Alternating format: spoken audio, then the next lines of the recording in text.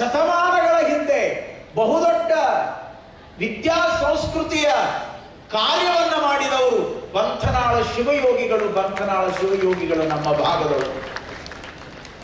ಬಹುಶಃ ಅವರು ಮಾಡಿದ ಕಾರ್ಯವನ್ನ ನಾವು ವಿಚಾರ ಮಾಡ್ತಾ ಹೋದ್ರೆ ಎಲ್ಲಿ ಮುದ್ದೇಬಿಹಾಳ್, ಎಲ್ಲಿ ಹುಣಗುಂದ, ಎಲ್ಲಿ ವಿಜಯಪುರ, ಎಲ್ಲಿ ಬಂಥನಾಳ ಭಾಗ, ಎಲ್ಲಿ ಲಚ್ಚಾಣ, ಎಲ್ಲಿ ಇಂಡಿ ತಾಲೂಕಿನ ಬೇರೆ ಬೇರೆ ಹಳ್ಳಿಗಳು ವಿಚಾರ ಮಾಡಿ ಎಲ್ಲಾ ಭಾಗದಲ್ಲಿಯೂ ಕೂಡ ಅವರು ಮಾಡಿದ ಬಹುದೊಡ್ಡ ಕಾರ್ಯ ಅಂದ್ರೆ ಶಿಕ್ಷಣಕ್ಕೆ ಒತ್ತು ಕೊಟ್ಟು ಅವರು ಒಂದು ಘೋಷವಾಕ್ಯವನ್ನು ಹೊರಗಾಕಿದ್ರು ಕನ್ನಡ ನಾಡಿನೊಳಗೆ.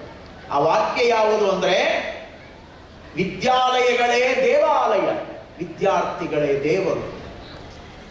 ಹೇಗೆ ಸ್ವಾಮಿ ವಿವೇಕಾನಂದರು ನಮ್ಮ ಸನಾತನ ಪರಂಪರೆಯ ಋಷಿಮುನಿಗಳು ಮಾತೃದೇವೋಭವ, ಪಿತೃದೇವೋಭವ, ಆಚಾರ್ಯ ದೇವೋಭವ, ಅತಿಥಿ ದೇವೋಭವ ಅನ್ನುವಂಥ ಮಾತನ್ನು ಹೇಳಿದರು.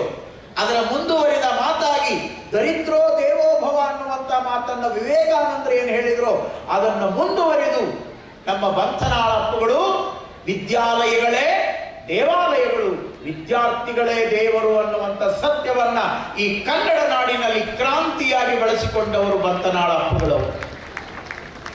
ಕೀರ್ತಿಯನ್ನ